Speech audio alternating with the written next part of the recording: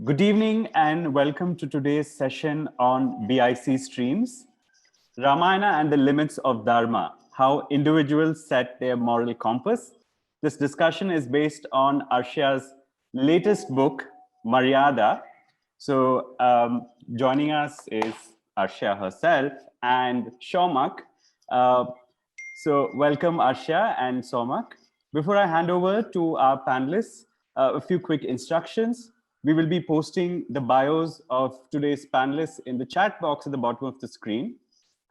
Do post your questions in the Q&A box, which you see at the bottom of your screen. And don't forget to sign up to our mailing list if you're not on it already. So with that, over to you, Somak. I'm absolutely thrilled to be speaking to Arshia about a new book. And like all her previous writing on Ramayana, this book also makes us very deeply alert to the text. And I'm very grateful for her to teaching me read Ramayana closely with new interest and curiosity each time. This one, as all of you know, the title is Maryada. And I want to actually begin with the title itself.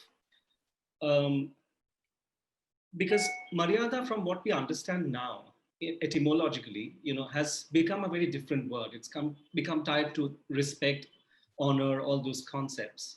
But in the original Sanskrit version, as Arshia writes, it is tied to the idea of boundaries.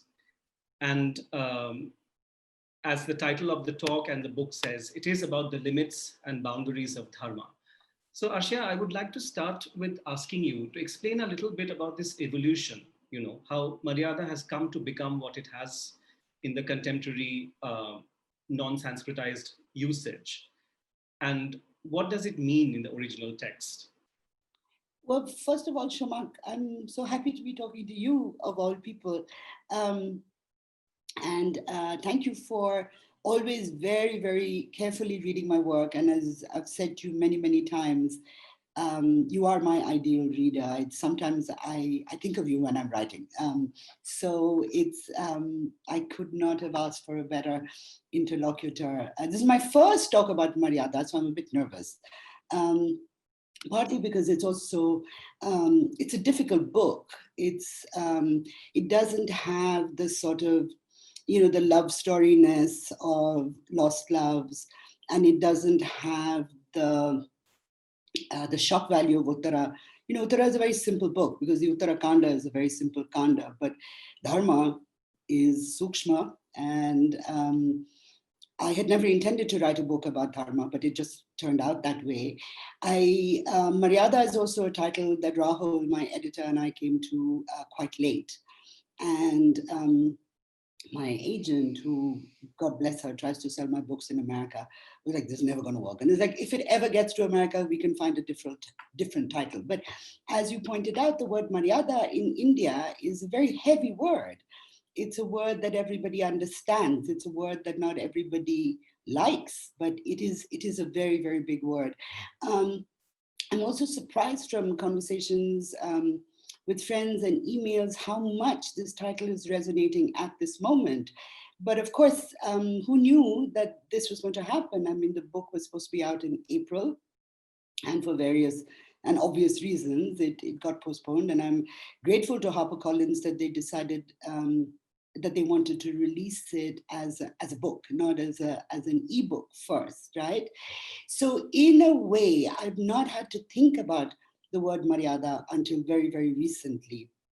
The title of the book comes from Maryada Purushottama, right, which is what Rama is increasingly called in the later Ramayana tradition. Maryada is actually a boundary, right? And because all the characters in the book, I mean, I look at the characters in the Ramayana in terms of what their dharmic choices are and what can be the limits of their goodness. So I had chosen the title very much from there, but wanting, of course, Indian readers to immediately have the resonance of Maryada Purushottama. I think the word Maryada, that the way it's now used, comes very, very much from a Hindi context, the way the word is used in Hindi. And that, I think we must attribute to Tulsidasa, because he really, really pushes the idea of Rama as the Maryada Purushottama and the embodiment of Dharma. Whereas, of course, in Valmiki, that it's not quite so clearly enunciated. Oh, by the way, today is Valmiki Jayanti. Yes. Yes. So it's a very auspicious day for us to have this conversation. And it's a very, very good time to remember Valmiki and to, to remind ourselves that the story, the Ramayana that he wrote, is actually very, very different from the ones that we receive in our, in the languages that are closer to us, our mother tongues, sometimes our father tongues, sometimes television tongue, sometimes Amish tongue, sometimes, Devadatta tongue. There are many tongues for Ramayana, which is great. But Valmiki is really quite distinct. So, in fact, in the Valmiki text, it's Narada, which is really interesting. Narada, who introduces Valmiki to the idea that Rama is the perfect man and that he is the Maryada Purushottama, and his story deserves to be told by Valmiki in this new meter that he's just invented. So yeah, I mean, I honestly, I'm not comfortable talking about the how the word Maryada has developed into the word that we understand it to be right now, because honestly, I hadn't thought about it when Rahul and I came up with this title. But in our minds, both Rahul's and mine, it pertains very, very much to not simply Rama's Maryada in the book, but the Maryada that everybody else finds for their own actions, whether it's Dasharatha or Kaikeyi or Lakshmana, even Ravana, right? Because the Valmiki text says more than once that, when Hanuman is in Sundarakanda, when he's in Lanka and he sees Ravana's rather extensive harem, and he says the most beautiful women of all creatures were there, Naga women, everything, and they had all come there of their free will. Only Sita had not.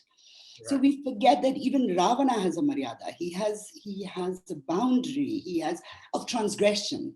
So in a way, the title Maryada points to not the acts that are contained by righteousness, but the acts that are actually transgressive of it. Yeah, so that's why boundary becomes an important way for us, not simply to think about Dharma, but to understand the actions of characters in the text, and I think our own actions as well, because whatever you say about Ramayana, and I've learned this now after 30 years and many books, whatever we say about Ramayana, we're actually saying about ourselves. Yes, absolutely. Especially for a nation like ours, which is obsessed with Ramayana and the figure of Ram, increasingly so in the times we live in. I think this book is very, very important and vital for us to go back to our understanding of who this figure was, what he stood for, and also to look at Valmiki closely, because he's kind of the Ramayana storyteller. The others have sort of followed him. Yeah, so I was saying that reading your books very closely, I also think that he's psychologically the most complex. Yes. And of course, he's not real. I mean, he's the only author of the Ramayana that we cannot say, on his birthday even, we cannot say that we have any historical evidence for the existence of a flesh and blood Valmiki. And to my mind, the fact that he might actually be a literary character himself makes him all the more interesting and all the more worthy of attention. But I also wanted to thank you for your very lovely review this morning, which was in Mint Lounge, which sort of skirts around these questions too, that what has Rama become in the 2,500 years that we have known him? Yes. And I think the most critical change, and to me the most unfortunate change, came in the mid-1980s with the preparation for Advani's Rath Yatra, where to sanctify that journey and to give it all the mythological gravitas that Advani wanted it to have, they had to create a Rama who was a warrior. And he was a warrior against injustice. Well, I mean, actually he wasn't. He was a warrior against outsiders, right? And certainly people my age and your age too will remember those pictures from the 1980s, from 1985, 86 onwards, where Rama is standing with, his bow and arrow stretched, and he's blue, and his hair is flying in the wind. And it's a very, very martial image. And that was what Hindutva needed in the 1980s to establish itself as a movement that would purge the country of outsiders, interlopers, illegal immigrants, pretenders to citizenship and all that. But Rama is not that character at all, not even in Ramcharitmanas, and Hindutva's idea of Ramayana and all that is quite singular. It is Tulsi. But even in Tulsi, Rama is not a warrior. It's Lakshmana who's the warrior. Just like Yudhishthira is not a great warrior in Mahabharata. Arjuna is the warrior. And that's a whole nother discussion. And it's something I'm getting increasingly fascinated with. The king who doesn't want to be king, the king who is attracted to nonviolence rather than to the martial aesthetic and to the Dharma of a Kshatriya. So Rama is, in Valmiki and all in Kamba Ramayana, for example, he's a great romantic. I mean, it's a very, very romantic version of the story.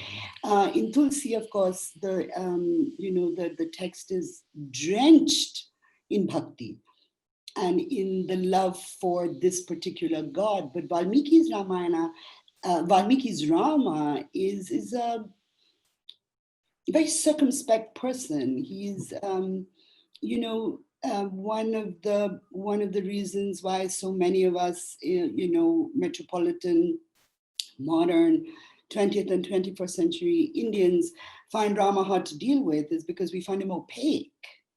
He's not giving us anything. He's not getting angry. He's not, but he is. I mean, all these things happen, but they're so small in a much more complex story that we forget that he's the quiet guy. He's the one who thinks before he acts. Even in the battle with Ravana, he always has people surrounding him, as does Yudhishthira. Because, that's not where he excels. That's not where his greatness lies. That's not his prowess. So it's not an unexpected interpretation given the politics that's around Hindutva, but I think it's an unfortunate interpretation. It takes away so much of what is interesting about Rama. And, even for like younger readers, for modern people, I hate to do this, but one way to think about Rama, he is like, your quintessential 21st century metrosexual male, the guy who's got the soft side, the guy who thinks about things, who does not naturally inhabit all these words we use like toxic masculinity. He's none of those things. The fact that he does bad things and that he has a moment of great injustice towards his wife is different from, the other aspects of his character. It also brings us to a very interesting conundrum with this idea of the Kshatriya and the caste markers of the Kshatriya. And there is a very powerful passage in your analysis where Rama is actually upbraiding Lakshmana for acting like a headstrong Kshatriya and resorting to violence at the drop of a hat. Would you think that Valmiki was actually subtly kind of playing with these ideas of caste behavior as well by projecting Rama? I think both the epics. I think one of the things that the epics are trying to figure out is precisely the power dynamic between the Brahmin and the Kshatriya, between the caste, the elite that holds spiritual power and the elite that maintains temporal power. And the epics are all about that. I mean, look at Mahabharata. There are Brahmins who behave like Kshatriyas, there are Kshatriyas who behave like Brahmins.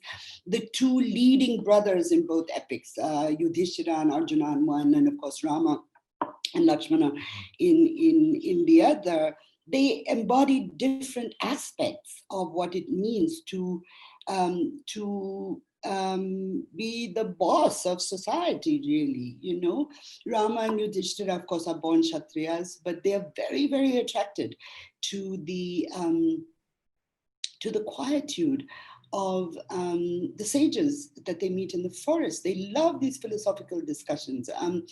Rama changes completely in Uttarakhanda because in Uttarakhanda he's surrounded by a completely different group of Brahmins. In the early part of the text, Dasharatha's family priest, court priest was Vasishtha, who's a gentle, gentle creature. We know Vasishtha mainly through his ongoing, or rather Vishwamitra's ongoing rivalry with Vasishtha. Vasishtha's like, yeah, whatever, he's just minding his cows. Yes. But in Uttarakhanda, Agastya takes over. He takes over the court. And he's a very, very different kind of Brahmin. He's a very aggressive Brahmin. And he Brahmanizes Rama in a way. And nothing tells us that more than the Shambhuka story, where the Brahmin arrives with his dead son and what Rama has to do. But I think one of the reasons this was why the epics are so focused on this sort of social rivalry is, remember when they were being composed, they're being composed within 100 years of the death of the historical Buddha. Mahavira has just lived and died, and these are princes who have renounced, right? The Upanishads are being written. We're moving away from the Brahmin dominance of the Vedas. The later Vedas in particular, the later Vedic age, the Brahmanas, the Aranyakas,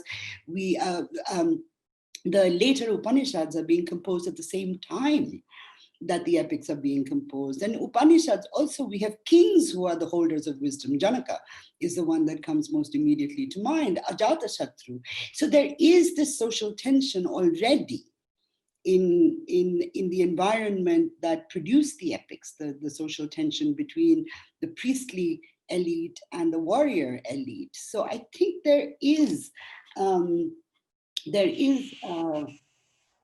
examination of the destiny of a warrior, or as you say, the caste behavior of a warrior, and perhaps no more powerfully reflected than in the Bhagavad Gita, where Arjuna says, I can't do this. And Krishna says, you're a warrior. You were born for this. You were brought up for this. Now you cannot say you're not going to do this, right? So even Arjuna, the greatest warrior in all of the epics, has his moment of like, I can't do this, man. I just can't. And I find that deeply, deeply moving. These men who have been taught all their lives that they are to fight, that they are to kill, when they actually have to do it, they can't, Exactly. I think that tension is very potent in the Ramayana and in Mahabharata, of course, between, as you write very sort of beautifully, the progress from the city to the forest. And once we step beyond the boundaries of the urban, metropolitan Ayodhya kind of, statecraft, we see a very different idea of dharma and right behavior playing out in the forests. And also this concept of this caste bending behavior, as you were saying, the Brahmins behave like Kshatriyas, they're sort of the trainers of the princess. This happens quite potently inside the forests. And I would like to sort of tell us a little about the forest as a liminal space that you keep talking about. It's a metaphorical space, it's a social space, it's a psychological space to an extent. What is the forest in the Ramayana? Well, first of all, I mean, it's not my bright idea that the forest is a liminal space, sadly. I wish it were. But it's been sort of most extensively developed by Joseph Campbell. Yes. But even before that, I mean, epics, we call them epics and we liken them. Well, we don't necessarily liken them, but we think of them in the same breath as we would other stories from other parts of the world, because the epic is a genre. It conforms to a certain formal structure, it conforms to a certain narrative trajectory. And one of the ways we have of classifying epic is precisely by the fact that the hero leaves his city and goes to the forest, right? So whether it's Gilgamesh or whether it's Odysseus or whether it's Rama or Yudhishthira, Beowulf, the journey to the forest is a very, very important journey. Not simply in terms of narrative, because that's where all the adventures are, that's where they meet magical creatures, that's where they make friends and allies, and that's how they win their princesses back. Of course, there is all of that. But the forest is also the place that changes the hero. Yeah. So one of the ways that I like to think about it is, Rama and Yudhishthira also, and Gilgamesh for sure, they are the men who should be king, right? Because they are the first in line, or whatever complicated narrative justifications there are for that. But when they come back after their exile or their journey in the forest, they truly are the man who will be king. He deserves now to be king. He's earned it almost. Yeah, he has earned it. And because he has had that time for self-reflection, he has seen there are other ways to be. I mean, of course, there are the Rakshasas, but most importantly in the Indian epics, there are the sages, right? And all the sages, whether they're talking to Yudhishthira or to Rama, they all emphasize the importance of circumspection. Yeah, they all say, think, listen, talk, surround yourself with wise people, men, but I'd love to say people, but I can't. Surround yourself with wise men, listen to what they're saying, all of that. So so in that sense, the forest is a very important stepping stone along that journey. But in terms of its liminality, limin is a threshold, So a liminal space is something that is between two more defined spaces. And the forest is a space of fluidity, of not definition, and for me, when I started work on Ramayana, which was a long time ago, but I started with Hanuman. And Hanuman, to me, embodies that liminality so profoundly, right? Because the charisma of Hanuman lies in the fact that he's just like us, but he isn't, Absolutely. Yeah, when I think, I want to be Hanuman, why do I want to be Hanuman? Because he can fly and speak Sanskrit, both things that I would really, really like to do, with the facility that he is able to do them. So forests are inhabited by creatures that are not like us, right? Whether it's Shurpanakha or even the sages and the other Rakshasas and Gandharvas, and you can meet anything really in a forest, right? Right. And it's when you meet those creatures that are not like you, that you look at yourself, even like, so many of us have had the opportunity to travel and to live in foreign cultures. And for me, the greatest gift of all the years I spent in America was realizing that what we do in India is neither natural nor normal. It is constructed, as is an American reality or a reality in Ethiopia or Japan or anywhere, right? So that's also what happens to our human heroes, or our God-endowed human heroes, divinity-endowed human heroes. And when they go to the forest, they're like, oh, wow, man, everybody's not like me. And the lesson of the forest is what Sita tries to tell Rama. She says, This is not the place to be a Kshatriya. You can be a Kshatriya when you go back to Ayodhya. But right now, right here, put down your weapons. Yeah? Neither Rama nor Lakshmana actually takes her very seriously. They listen and then say, yeah, okay, thanks. And then proceed to live exactly as they had, with absolutely devastating consequences, of course. So. Yeah. I was coming to that actually. The forest also presents this moment of crisis in the Ramayana, as we see towards the beginning when Dasharatha is, has to make the promise to Kaikeyi. The forest also presents that situation where Sita is attracted by the golden deer and asks Ram to go and fetch it. And then Lakshmana is sent after Ram because he's not coming back. So before he leaves, he draws a boundary, like a Maryada, as you were talking about, like a literal boundary around her, and leaves her there. So I was very fascinated by this moment because various conceptions of Dharma seem to come and intersect at this point. Ram's Dharma, Sita's Dharma, Lakshmana's Dharma. What do you make of this very critical juncture in the narrative? Okay, you're going to have to say that again because I sort of fell off the internet or something. So I heard you up to the point where you say golden deer. Yeah. Yes. So I was saying that it's that point where Lakshmana, before leaving to look for Rama, draws a physical boundary, the Maryada we were talking about, around Sita.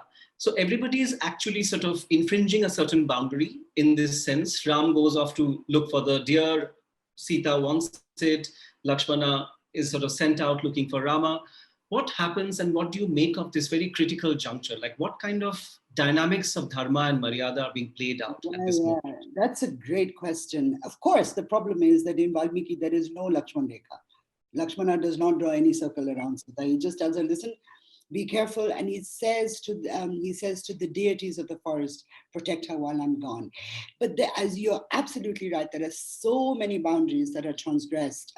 In that moment, why does Lakshmana leave? Right? Yes. Because he says to Sita, she says the most horrible, horrible thing to him. She says, you're not going because you want your brother to die, because you want me. Now, that is the most transgressive thing that she could have said, right? Partly because of who she is. She's a very good woman. Lakshmana is, of course, as you know, my favorite, most noble human being in Ramayana. But she is speaking as a sister-in-law to a brother-in-law. Yeah, this is that Sali Devar problem, right? It's Which is there in Bali and Sugriva as well, as you write later. Absolutely. It is the same thing with Bali and Sugriva. It is the unthinkable because she's suggesting that it's incestuous. She's your older brother's wife is not your mother, not your sister. She's for you. I mean, she finds you the woman you're going to marry. She trains that woman. It's a very, very maternal role. So that is a terrible, terrible transgression. Previous to that, when they first see the deer, and Sita's just fascinated, and she says, I want it. And she says to Rama, I want it dead or alive, right? If it's alive, we can take it back to Ayodhya as a pet and everybody will envy us. And if it's dead, the skin will be so soft to sit upon, right? So Sita in that moment is not herself. She's utterly bewitched. The power of that deer turns everybody's head. Right, and Rama goes after it, and he has this really peculiar argument. Lakshmana says, "Don't go. It's a rakshasa." I say, "Hey, if it's a rakshasa, I'll kill it and come back. No, and if it's a deer, I'll bring it for Sita." Right. So, and again, this could not happen in the city. This can only happen in the forest, where the one thing you can expect is the unexpected. And the other thing, of course, is this plays out in some other way with. Vali and Sugriva as well, the transgressive relationship with the sister-in-law, except that among the Vanaras, among the monkeys, that is allowed. You are allowed to take your brother's wife, as in many Indian cultures, levirate marriage is not simply sanctioned. It's encouraged, especially in cultures where men have to leave home to work. Anyway, that's for sociologists and anthropologists and all that. So the thing of the deer, the thing of being enchanted, the thing of actually losing oneself, of not knowing who one, if you don't know who you are, you don't know what your boundary is, right? Particularly in a Hindu universe, because within a Hindu universe, your behavior, your dharma, is entirely circumscribed by who you are. Right, whether you're a Brahmin or a Kshatriya or a Shudra or you're a man or a woman, if you're a wife or a sister or a daughter, yeah. But if that has been taken away from you, that Maryada has become blurred or invisible, then how do you know? You cannot know the right thing. But once you're back in the city, those boundaries are very quickly redrawn. And very quickly established, and you recognize them, very, very quickly. It's in the forest. It's like you can't see the forest for the trees. I mean, that's really the metaphor of Maryada in the liminal space. Yeah. Exactly. I'm going to read out one sentence which I found very fascinating, Okay. where you write that Dharma presents individuals with more than one and equal legitimate choice. And that becomes to me the crux of the whole problem, Yes, it is. And also gives Dharma its various shades. Like there is a Rakshasa Dharma, which we don't acknowledge because we are coming from a very dominant culture point of view into Ramayana. Because Surpanakha says, as you write, that I'm law unto myself. I don't care about other men's laws, other people's laws. I am my dharma. And the same thing Ram is actually telling us, like his sort of caste brethren, that I am dharma himself. What does dharma become? You mentioned the word sukshma, and I wanted you to dwell on this word a little more and tell us, what does this sukshma and dharma's connotation in this context become in Ramayana? Man, we've been thinking about this as a culture for 2,500 years. I mean, I would not dare to answer this question. But again, I think, and I think I say it somewhere in the book. I can't remember where, but I think with Dharma, really, the questions we ask are more important than the answers we get. Right? Because if we ask questions, then first of all, we're actively engaged with the idea of what it is to be right and good, rather than, oh, my mommy told me, or, my teacher said, or whatever. No, and I think that is critical for us as human beings, to constantly ask, not to sort of just receive without thinking. And an unreconstructed dharma can be a terrible thing. So so many of us, and myself included, believe that in the Hindu universe in particular, the self is not an individual. It's always a relational self, right? That of course I'm Arshia, but that does not complete me or actually define me in any way. I'm Arshia, who's a mother, a daughter, a sister, a friend, a teacher, a housewife, whatever. There are 100 relational aspects to my being in this life, right? So therefore, let's take the easiest one. Let's take Dasharatha, for example, right? He's a king, of course, and as a king, he has to announce his heir. He has to secure the future of his dynasty. He has to secure his kingdom. And so righteously, absolutely, he passes the kingdom on to his eldest son, who is the eldest son of his eldest wife, his first wife. So Rama is most appropriate in terms of primogeniture. But he's also the best of all the guys. I mean, he's the most mature, he's all of those things. So Rama is the right person in every way. So Dasharatha has fulfilled his duty as the king of Kosala, right, as the Ikshvaku ruler of the kingdom. But then, in quite an unexpected, I guess it is unexpected, he's confronted by the wife that he loves best, who says, well, no, I want my son to be king. And that's when Dasharatha has a choice, because he does have duties and obligations as a husband. And he had promised Kaikeyi, when they were younger, that he would give her 2 boons and she could claim them whenever she wanted. She said, no, I don't need, I have everything right now, but I will claim them. And he says, oh, yes, you must claim them. And so she does. And so he's bound by his word to accede to her demands, right? So here is Dasharatha with 2 equally legitimate dharmic choices, right? He chooses to honor his obligations as a husband, and that necessarily means that he will be transgressing his dharma as a king. Now, the same thing happens to Rama at the end of the story. Yes. when he has to choose between being the king of Ayodhya and, banishing his wife, who his citizens are gossiping about, or being true to his husbandly commitments and saying, no, citizens, I mean, I trust my wife, I love her, she's fine, I'm not going to do anything, right?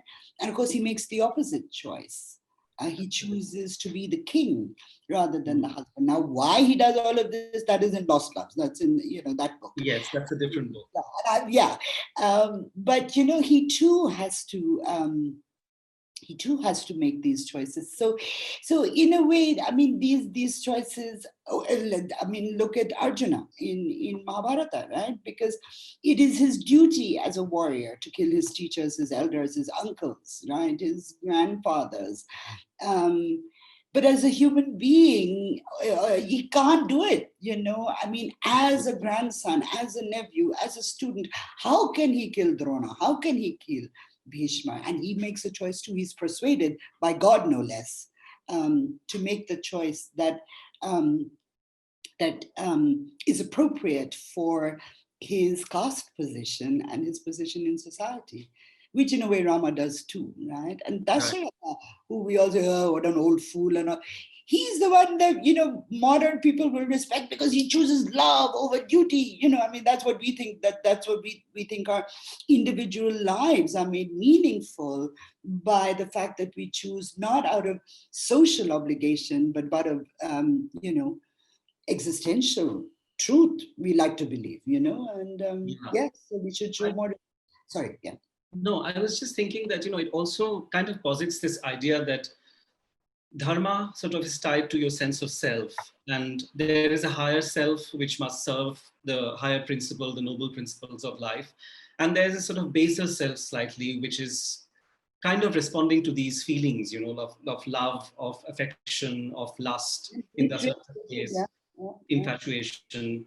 And Dasaratha, in that sense, is sort of a failure, isn't he? Like he cannot really hold himself up to that higher dharma as a king. He's an old man. He's done. I mean, as he says, I have grown old under the umbrella of kingship. I have performed my duty valiantly. I am tired. Let me go. This is what he says, right? When he announces that Rama is going to succeed him. Okay, so now here's the thing. The decision that Dasharatha makes is not appropriate for that ashrama in his life. He's still in Grihastha. He is still the king. If he was in Vanaprastha or in Sannyasa or something like that, he would have possibly had not simply a different set of choices, but we would have seen him differently from making the choice that he did. But because he is still a king, because he is reigning, we expect that he should have made the choice for his people and his son rather than the choice for his wife. So Dasharatha behavior is not appropriate to his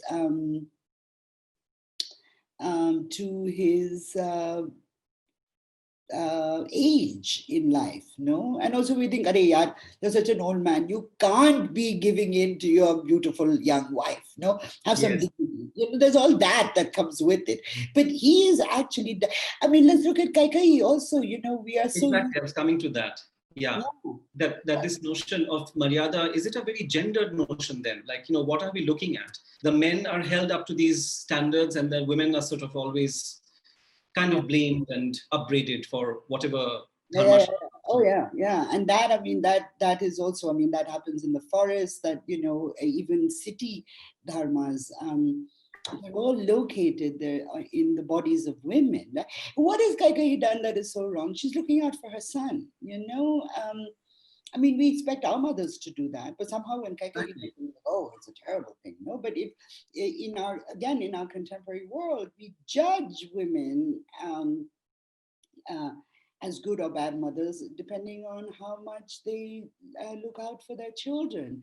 And Kaikeyi, again, I mean, she has her duty as a queen, which is to just say, oh yeah, I'm so happy that Rama is it's appropriate. He's the eldest son. He's the best son. She's very fond of Rama. In fact, she's sort of very, very pleased with all the coronation business and that Rama's going to be king. And it's Manthara, of course, another woman, and a misshapen woman at that, a hunchback, who sort of, chabies her and says, "You fool!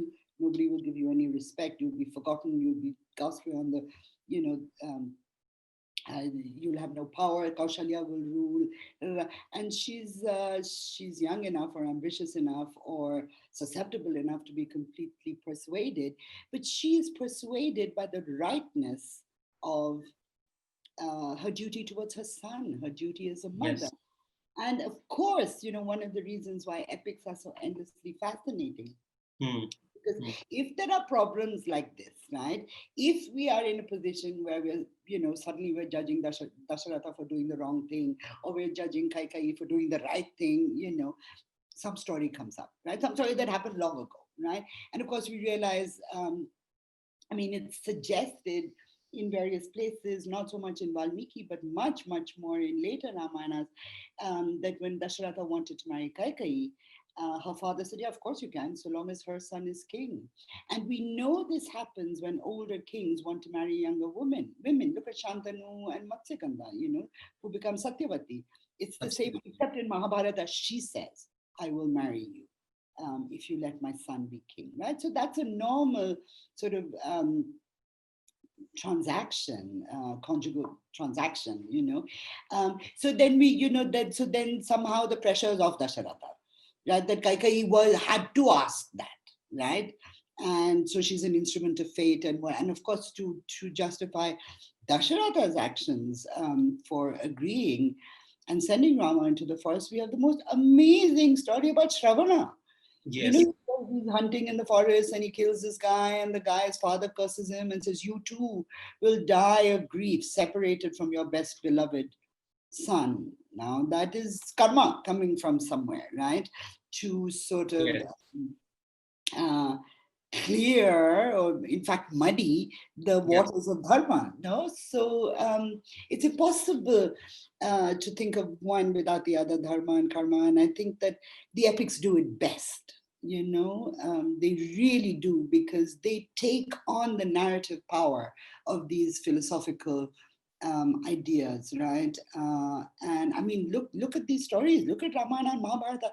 I cannot think of stories that are more compelling in terms of adventure, in terms of philosophy, in terms of morality, in terms of love and death and all. I mean, really. Absolutely. Yeah. I'm also quite fascinated by, I want to talk about Lakshmana in detail because you have the most beautiful chapter on him. The most, I think, heartfelt chapter in the book is about Lakshmana. But also Bharata, who actually says that I would have killed my mother if it were not against, my dharma for doing what she did. And this whole idea of matricide really disturbed me, that, as a king, you can, or whatever, prince, you can so easily say that I would kill my own mother to uphold my father's choice and my brother's right to the throne. So, and also Lakshmana's rage. Yeah.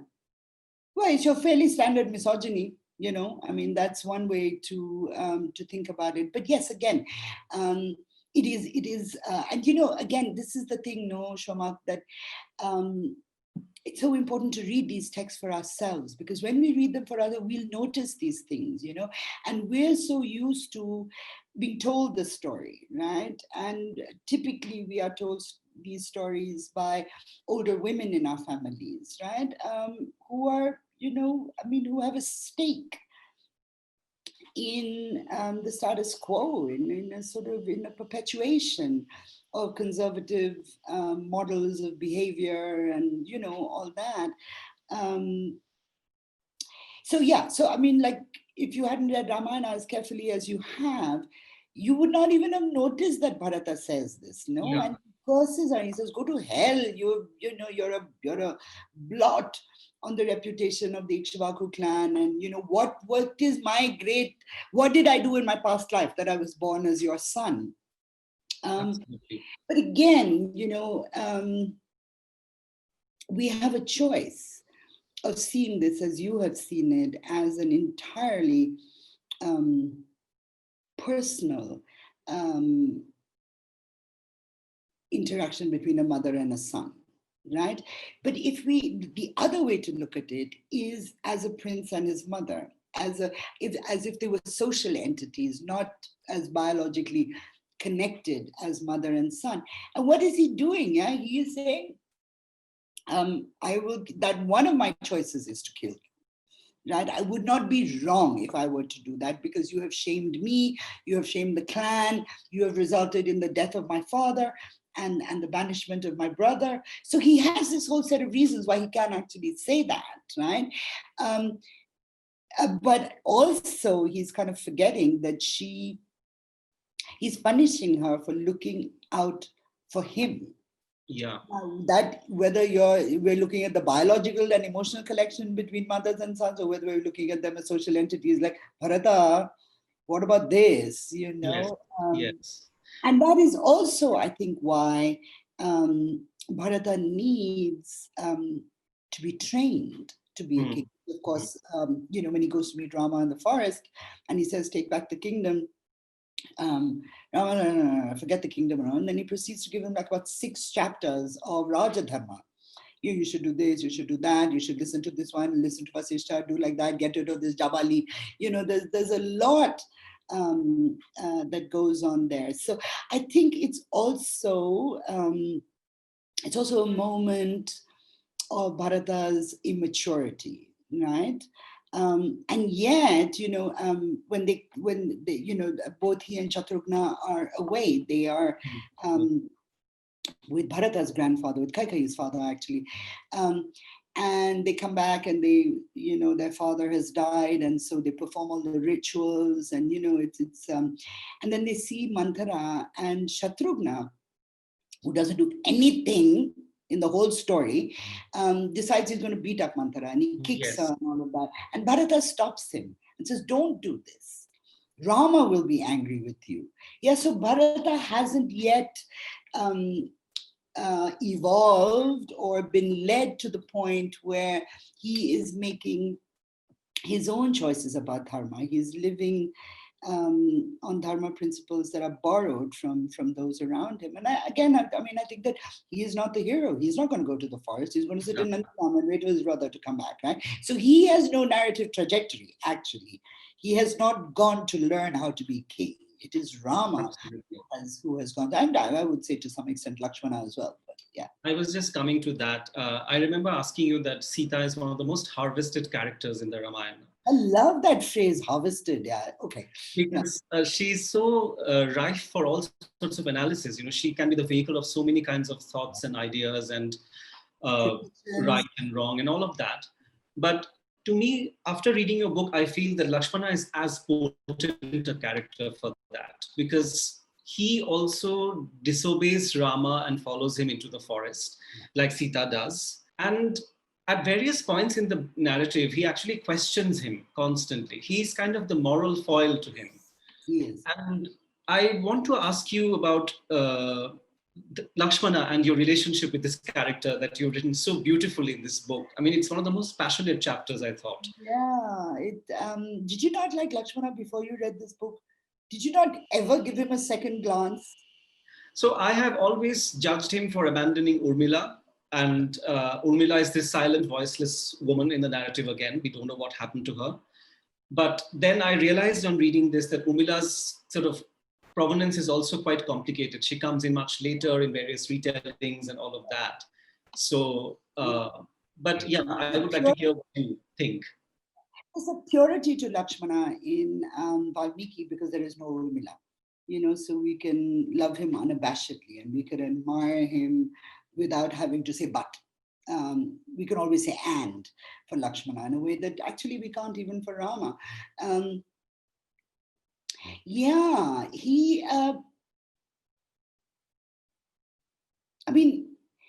That I sat on that chapter for years and years and years, not on that chapter necessarily, but on that thought.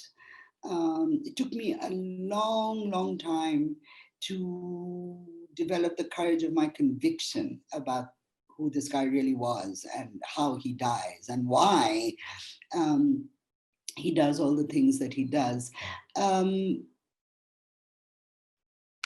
Yeah, so, I mean, you're right, no? That he is the one who, as you said, disobeys Rama's orders, as does Sita, and they both go with him to the forest. Rama is supposed to go alone.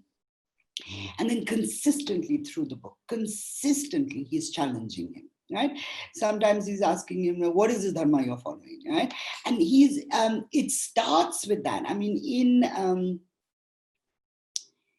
when Rama comes to tell Kaushalya, his mother, that he's been ordered to go into the forest, Lakshmana is like, what is this rubbish? What are you talking about? You don't have to do this. And then Rama says, no, I must. He says, what is this? You're talking like a weak man. You're talking like a coward.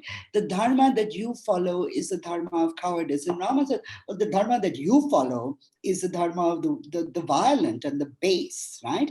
So they have started out with this conversation about dharma, and they come at it very differently, and they live it very differently. And from reading the book, that I believe that Lakshmana's dharma is predicated on justice, whereas Rama's dharma is predicated on righteousness, right? And because the story is what it is, because the story has to do what it has to do, Rama's dharma is the one that is celebrated. But for somebody like myself, and given the world that we live in, I find Lakshmana's interpretation, or the what he sees as being the right thing to do, I find that much more compelling.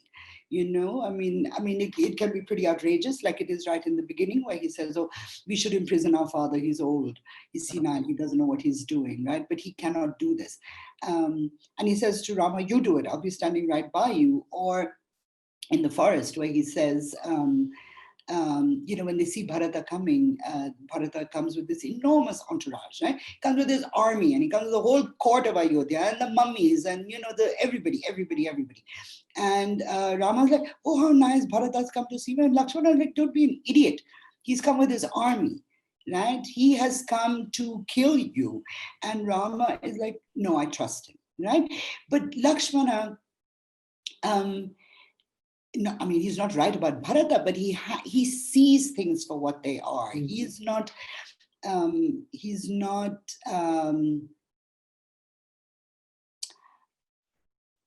not as trusting, perhaps, as Rama is. Rama believes that everybody is as good as he is. And Lakshmana is like, no, guy, everybody is not as good as you are. People are difficult, and you need to take that in. And then, of course, the great irony is that for Lakshmana, the person who becomes the most difficult of all to deal with is his beloved brother, the Maryada Purushottama, the embodiment of Dharma, I think he's very practical minded, as you were saying, Lakshmana. Like, he has a very strong sense of reality, and he's rooted to present dangers in the forest. Absolutely. The other way too, here's the thing, that there are always very simple, easy explanations for narrative moments, right? That, okay, why do we have Lakshmana and Rama together? Because Rama needs a foil, right? We will only understand Rama better because Lakshmana exists. Because they are so different. We say, oh, look at Rama, he never loses his temper. Oh, look at Rama, he is so compassionate. Yeah, because Lakshmana is not all of those things. Sure. There is another sort of very standard literary explanation that they're a composite hero. Right? Yeah. That together they form the central character. It's not Lakshmana, it's not Rama alone, but it is their unity almost. Thank you, exactly. Not their companionship, but their unity. Fine. Yeah. Those are necessary reasons. Yeah, there might even be contingent reasons to understand these characters like this. But isn't it so much more exciting to understand characters, to push ourselves to understand characters more differently, to see that what is actually happening here is not simply a literary moment where you have two characters or the alter ego. No, what we are seeing here is actually a debate about what Dharma is, right? And it's placed narratively in Ramayana. In Apna Mahabharata, my God, I mean, we have debate about Dharma and debate about Dharma and debate, the samvadas go on and on and on, and it's really hard to read. I mean, first of all, you have to read it in Sanskrit, then you have to understand it in English, then you have to appropriate. In Ramayana, it is right there. Like, what do you think is right? Is it justice or is it righteousness? Maybe. Righteousness, yeah, really. And I cannot imagine a more pertinent question, even for our times, yeah? Yes, I mean, especially from our times, like the postmodern consciousness from which we are reading this text. Yes. We are constantly confronted with this conundrum that whether we should act justly or whether we should act righteously, so that people think that we are doing the right thing. Or should we do the thing that we think is the right thing, which Lakshmana embodies to an extent. And it involves issues like violence and non-violence, patriarchies, hierarchies, hegemonies. What do you do with women? What do you do with marginalized people? All of this constellation of issues of modernity and postmodernity are actually located in that fundamental debate. Do you want to be just or do you want to be right? I know I want to be right. And so does Lakshmana, actually. So I think that's the thing, like that sense of self-aggrandizement is not there in him. He doesn't want to be perceived as this great hero. In Rama's case, it's the epic heroic quality that kind of overshadows everything else. Yeah, but we know, you and I especially from reading Lost Loves, that Rama is trapped, right, in the expectations that people have of him, of how he's located. He is the eldest son of the eldest son. This horrible thing has just sort of unfolded around him. His father has made the wrong decision. He's been in the forest. His wife has been kidnapped. His, stepmother has been vilified. He's killed a monster. He's chosen the wrong ally. Sugriva is a jerk. He should have chosen Bali. I mean, so many. He's absolutely and utterly trapped, and still he tries to be noble. He tries to do the right thing. Right. And that's kind of remarkable, right? I mean, we disagree with everything that he does. Yes. But the fact that his motivation is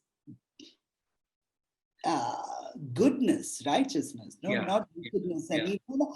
I mean, that's what we're led to believe, that is the difference between Rama and Ravana, right? That Rama is motivated by wanting to be good and Ravana is motivated by not caring. Yes, absolutely. Yeah. Arshia, I was thinking that we have spoken for 1 hour and we have just reached the tip of the iceberg. And honestly speaking, as a reader, as an admirer of your work, I would love to read a book on Ravana from you. Yeah, in some weird way, I think this book was supposed to be that, because how can one not?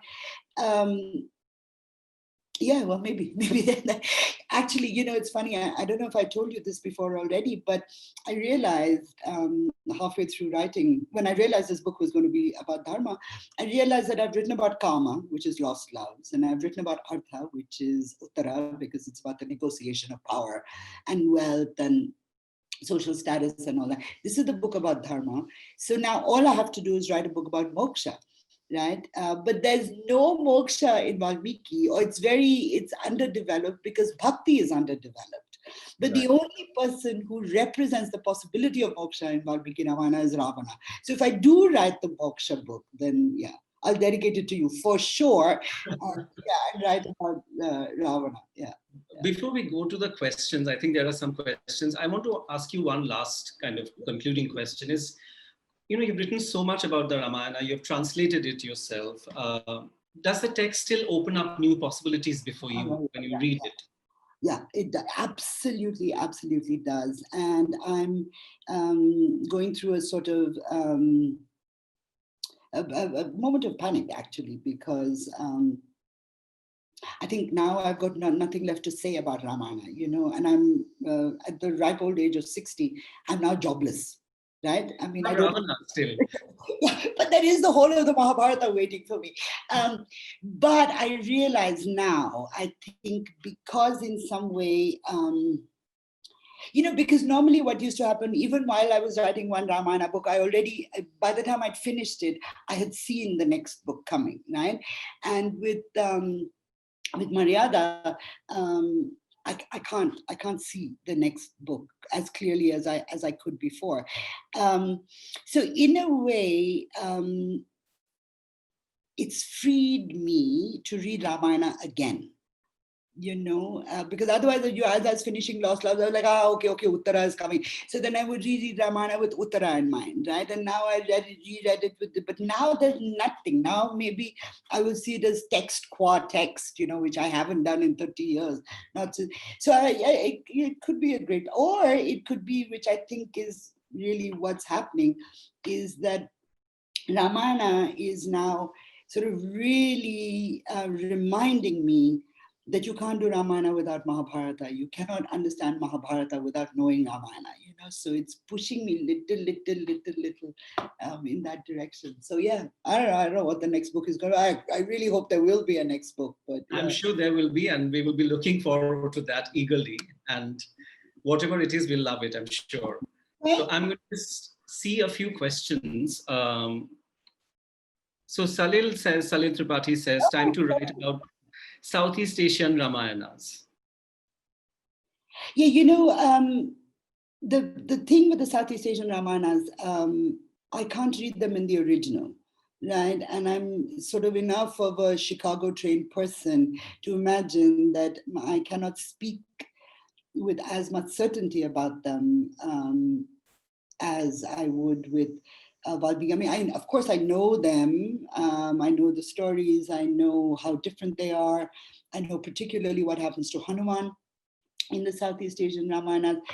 But I imagine they'll always be like a footnote or a chapter, in a book, never a book itself. But, of course, the other grand plan is to finally write the Hanuman book, which would trace the narrative history of Hanuman from Valmiki all the way to China, to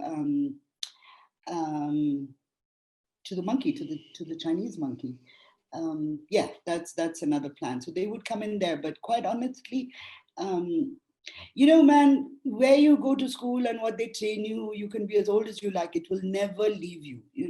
I mean, I'll have to get languages to speak with the kind of confidence that I do about Sanskrit Ramayana. I don't even speak about Ramcharitmanas or Kamba. I refer to them, but I feel that I'm absolutely certain of what I say about Valmiki. And the other stuff, I think I know it, but other people know better. And yeah. So there are a bunch of questions from Vivek Seth, and I'm just going to read out the questions. What are your views on existence of multiple realities that surround us? Like there is no one singular only reality. There's a follow-up to that saying, especially... What does this have to do with Ramayana? Especially keeping the context of the epics in the forefront, as they are a reflection of who we are and who we idolize to become. Okay, well, first of all, who's we?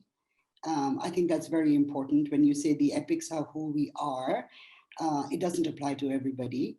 I'm sure there's a lot of women and a lot of, there will be enough challenge to that question, right? Yeah. Similarly, for the second part of your question, this is what we want to be. I would be really, really worried if that were the case. I think in terms of like role models and paradigms and all like this, the Ramayana is profoundly out of date. Yeah, it's 2,500 years out of date. We don't inhabit that world anymore. What remains relevant and important is that we can still ask the questions that Rama asks, or Sita asks, or Lakshmana asks. And we can see that those questions, just thinking about those questions will enrich us as individuals and as human beings, right? Right. And I'm sorry, I don't understand the part about the multiple realities that we inhabit, because if you're suggesting that, and I think your questions indicate it is also... I do not inhabit the same reality. So I cannot speak to that. Yeah. Sorry, yeah. Shoma. Yeah. No, I think he's also clarifying that this is about Maryada having open-ended kind of connotations. The idea of Maryada becomes different in different contexts. And we have actually discussed that very idea throughout. So I'm just going to move on to another question. There's somebody also asking about, Jivesh, asking about how to read these epics. So we just talked about it. What should we take away from the epics to lead the contemporary, our life as it were now? Well, again, I mean, I think it's not for me to tell you that. I can tell you what I have found. I can tell you what gives me immense pleasure. I love sharing my insights with as many people as possible, but I do not want to be the person who tells you what to think. So, you know, I mean, just read them. You'll find something that will engage you. You will find something that will give you pleasure. You will find something that will surprise you. You will find something that will horrify you. And that's because it's a great text, you know, and every great text needs to be discovered by the reader, you know. So just, go by my translation. Good plan. Yeah. There are lots of comments just expressing their admiration for this talk. That's lovely. And I have one question from Devasya Anthony from Hindu College in Delhi. Yes. Which is, isn't it the case that the so-called indeterminate nature of Dharma, as portrayed in the Mahabharata, gives us a broad paradigm for hermeneutic multiplicity in interpretation than what you see as the clear-cut notion of Dharma in Ramayana? Yeah. Okay. So I think this is going to be my next book, really, because what I've become more and more aware of is that, you know, typically we say, oh, you know, Mahabharata is so deep, so subtle about Dharma, you know, it gives us hermeneutical paradigms and all like that. And Ramayana is simple, idealistic. It just tells you that this is the right thing and go and do it. I suffered from that delusion myself for many years. And I think that's why it's taken me so long to come to Dharma in the Ramayana, even though it's, you know, upfront and in your face. This is a book about Dharma. This is about a good guy. And I thought, hey, what is there to talk about, right? So I spent many, many years buried, following the narrative pleasures of Ramayana. But eventually, I've come to believe that what the Ramayana understands to be Dharma and what the Ramayana asks of us in terms of Dharma is infinitely more complicated and infinitely more challenging than Mahabharata. You know, because basically, and I'm not demeaning the Mahabharata in any way. Basically, Mahabharata says, you know what, Dharma is really elusive. And if you're lucky, you'll get a chance at it. And if you're even luckier, you'll do it right. Yeah. What Ramayana says is completely the opposite. It says, you have a chance, you know how to be good. Goodness is within the grasp of not simply of your imagination, but of your deeds as well, right? And this, you know, how is it with Rama that he's so careful, he's so cautious, he's so determined to do the right thing. He does what he believes to be right and things go horribly wrong. That is the dilemma of righteousness, right? That is the dilemma of moral and ethical action. It doesn't matter whether you're 2,500 years ago or now, yeah? How is it that when we set out to do the right thing, something horrible, it goes wrong? Yeah, how do we live with that? How do we justify it? And what is the answer? That we cease to act? Yeah, and that, you know, that is truly an alternative. It's the alternative that was so attractive to Gautama Buddha. You know, he sees the sannyasi, the fourth sight that persuades him that he needs to leave the palace and go and search for the truth, right? But the epics are not about renunciation. They are about living in the world. They're about living meaningfully. They're about living righteously. So for me, the Ramayana presents much more complicated questions about ethical living than Mahabharata does. You know, Mahabharata is like, oh, it's terrible. You know, it's all bleak. We'll never know. Forget it. The only person who acts with confidence in Mahabharata is, of course, Krishna. But Krishna is God. He's setting the rules of the game. Now, if we think of Rama as God as well in Ramayana, how different, right? I'm so moved by the idea of a God that can make mistakes, a God who doubts himself, rather than a God who as men do, acts with like, crushing arrogance. Yeah. Absolutely. So yeah, so I would, yeah, I have found the Ramayana to be much more compelling ethically than Mahabharata. So. And in fact, there is a sort of quite intense discussion about that, not maybe in very much detail, but there is, you touch upon that in the book as well. There is a section where you talk about Ramayana and Mahabharata and how they compare the two of the texts with about Dharma. So Shobha Narayan was asking, how do we read these epics? I think we have just answered that question in the context of what we said. Radhika Prasad is saying, you mentioned that Valmiki might have been fictional. Wasn't he Rama's contemporary? Well, they're certainly contemporary in the text. I mean, as narrative characters, they are absolutely contemporaries. This is a really, really long question. And I think it's predicated on the idea that there is a historical Rama. I'm sure that probably is a historical. It's possible that there is a historical Rama, a man who was sent into the forest by the politics of the palace in which he grew up. It's possible that while he was in the forest, his wife was abducted by a not so good person, perhaps a rival king. It's possible that he put together an army and he fought a great war and he won his wife back and he came back to reclaim his kingdom. But that is not Rama of the Ramayana. Yeah. And I understand perfectly that for people who believe that Rama is both God and a historical person, that's a very different way to read Ramayana. That's not how I read it. And I will also, sorry? That's not also Valmiki's intention, I think. Exactly, absolutely right. That Valmiki did not set out to write a book about God. And there's all kinds of complex historical scholarship things that indicate which parts of the Ramayana earlier and later, who Valmiki might have been, how Valmiki enters the larger story of Rama. But I will also say this, that whatever our personal beliefs are, I have spent 30 years with Ramayana. It's obviously a text that I hold very, very dear and that compels me in ways that I'm unable to understand.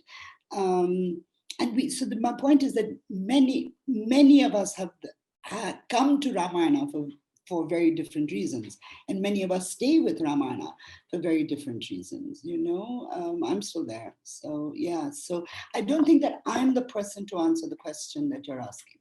It's a very long way of saying, oh, I can't answer the question, but yeah. No, because again, your intention is very different in the book. You are actually teaching us how to read the text and in a more carefully than we already do. So I would urge people to actually go through Arshya's book and see what she's saying about Ramayana. I think there are some other very sort of nice comments about the talk, but I'm just going to read out one question from Rahul Saini. I think that might be the one we could end with. Do you think one can deduce from the epic that gods were using Rama and Sita as instruments to kill Ravana because he was a threat? If so, then what does this idea state about the notion of true love projected by the epic, for which Sita and Rama are taken as a benchmark? I think part of this question is answered in your book itself, but I'll just let you. Yeah, well, I mean, again, I think you are responding very closely and very directly from Ramcharitmanas, from Tulsi, where Rama and Sita, of course, they are gods themselves. She is the goddess Lakshmi, he is, of course, Vishnu, are used, they're sent to earth with the understanding that they have been sent there and they're going to experience this remarkable human tragedy, all in order to get rid of Ravana, who is a threat.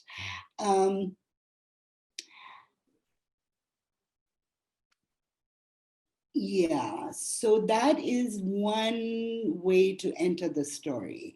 But so you've entered the story in that way, but you're now asking me to talk about human love and what gods think about human love. You know, I think it's a little bit of apples and oranges question, because if we are playing the God game, if the gods themselves, Rama and Sita, Vishnu and Lakshmi, are coming to earth with the express intention of killing Ravana, then they know that this love tragedy that they're experiencing is not real, and nor is it final, right? They are doing what they are supposed to do. Now, as human individuals who receive this story, I think certainly in Tulsi it's very clear that he says that we must experience their separation and their tragedy as human beings, but we must also understand, as the gods do, that this is not the final truth, right? That the final truth is about their union. In fact, when, you know, in Tulsi, when Rama leaves for heaven, when he returns to his Vishnutvam, his essential Vishnuness, it's a great celebration, because he's going to be reunited with Shri, with Lakshmi, yeah? Yeah, I think for people who are real bhaktas, for Tulsi himself, this becomes a question that is resolved by belief. No, we can't be in two minds. We can't say, oh, the gods are doing like this, and what are they saying about love? No, if the gods are doing like this, they know what they're doing with love. Yeah, yeah. I think that's as much as I'll be able to say. Yeah. I think your book actually is very much pointing us towards the multiple possibilities of these ideas. You know, like, can we believe and also question? You know, how morally okay it is to do both. You know, and that is the beauty of this book and beauty of the Ramayana, as Valmiki gave us, I think. And I'm so happy to have this conversation with you, Arshia. Thank you so much for this very, very enlightening conversation. Thank you so much, Arshia and Somak. Arshia, I've heard you speak many, many times and amazed with all the insights with each reading. And I'm dying to read the book. Thank you for your characteristic candor and for making an entire generation rediscover and fall in love with Ramayana as you have. So thank you for that. Well, thank you all, Raghu, Somak, BIC, and everybody who took the time to tune in, friends and perhaps people who disagree with me. Those people too, thank you for being there. And thank you, audiences, for joining us today.